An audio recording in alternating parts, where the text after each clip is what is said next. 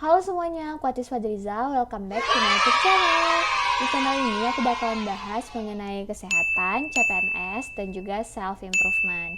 Jadi sebelum dimulai jangan lupa di like, comment, dan subscribe channel ini.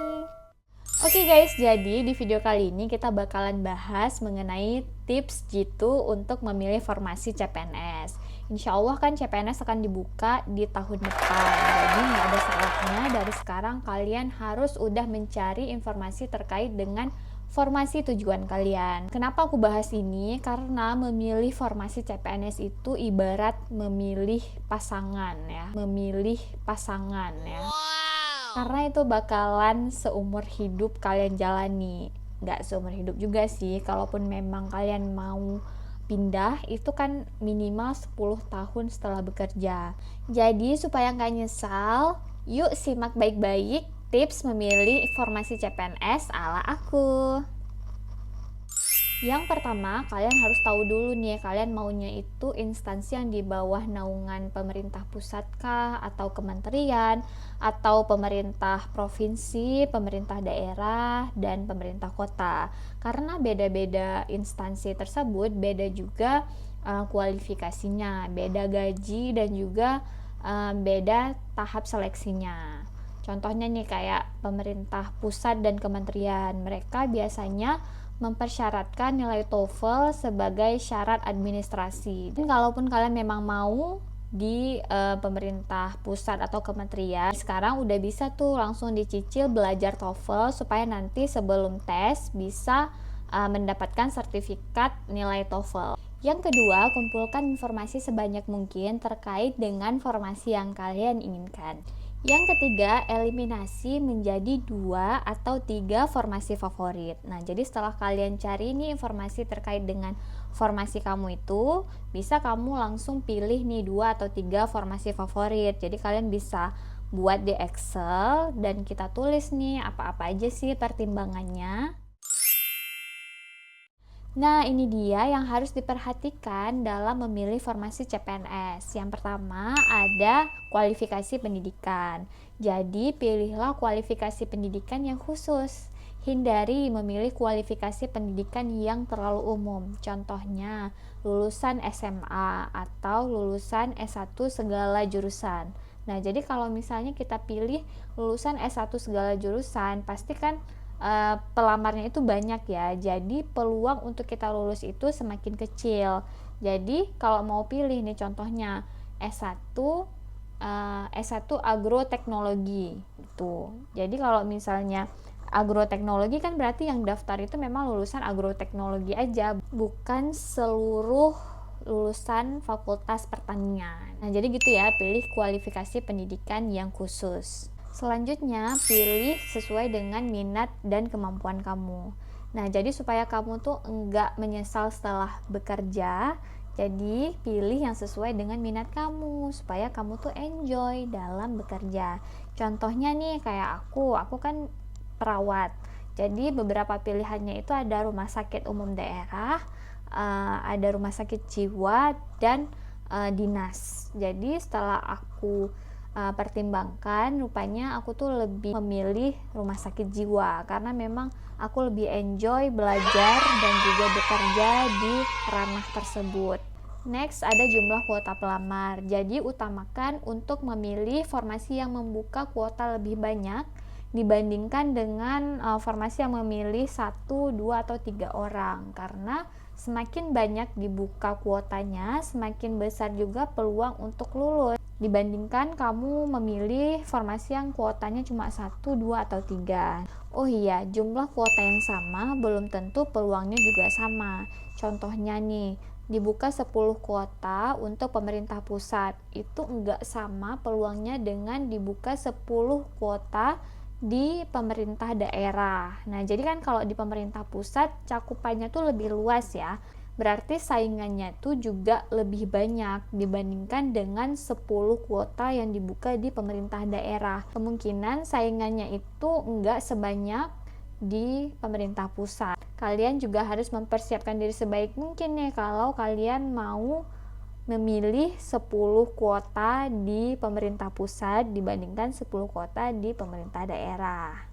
Selanjutnya, hal yang sangat penting untuk dipertimbangkan adalah persyaratan. Jadi, baca sebaik mungkin persyaratan yang diberikan.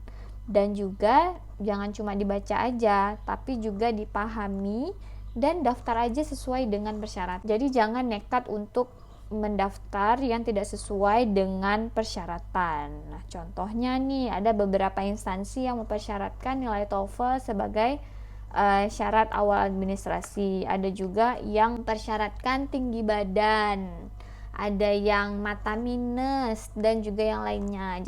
Jadi ada teman aku yang nekat daftar Kemenkumham.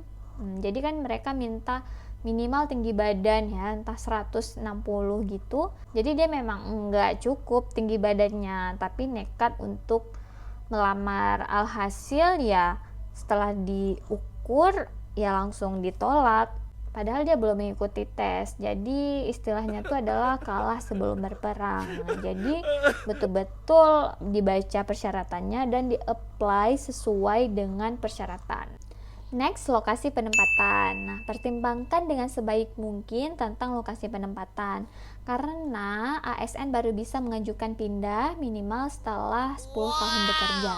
Jadi untuk teman-teman yang sudah berkeluarga atau teman-teman yang punya orang tua yang harus diurus karena sakit dan segala macam, jadi pertimbangkan lagi tentang lokasi penempatan. Yang gak kalah penting dari lokasi penempatan adalah lokasi tes. Jadi pertimbangkan apakah lokasi tes yang diberikan itu mampu dijangkau atau tidak. Karena kan kita nggak sedikit nih teman-teman yang mau tes CPNS sedangkan statusnya itu masih menjadi pegawai di instansi yang lain. Nah, jadi pertimbangkan apakah mampu untuk pergi ke lokasi tersebut jika jauh. Dipikirin juga nih gimana kondisi tubuh kita setelah sampai di lokasi tes. Apakah terlalu capek, jadi udah capek perjalanan, harus mikir lagi untuk tes gitu, atau diperkirakan mungkin 1 hari sebelum tes udah nyampe di lokasi tes. Next, ada jenis jabatan. Jadi kalian itu mau jenis jabatannya fungsional atau pelaksana. Nah, kalau jabatan fungsional itu bisa naik golongan lebih cepat dibanding dengan jabatan pelaksana, dan juga jenjang alur karirnya itu lebih jelas dibandingkan dengan pelaksana. Dan jabatan fungsional atau pelaksana itu dia berpengaruh pada rangkaian seleksi. Nah, biasanya kisi-kisi untuk jabatan fungsional itu lebih mudah dicari dan lebih terstandarisasi karena langsung dibuat oleh pembina. Yang terakhir adalah gaji. Nah, jadi ini yang paling penting untuk dipertimbangkan. Nah, biasanya kalau gaji pokok itu setiap instansi di seluruh Indonesia standarnya itu sama. Yang membedakan adalah tunjangan kinerja.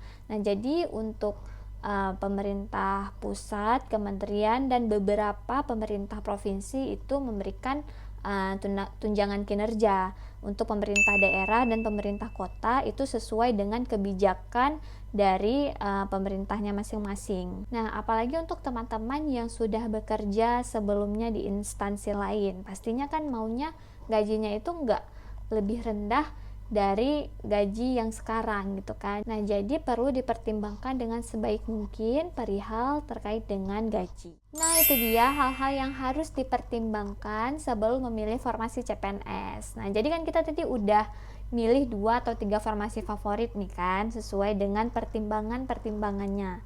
Jadi setelah itu yang harus dilakukan adalah meminta restu keluarga dan orang tua.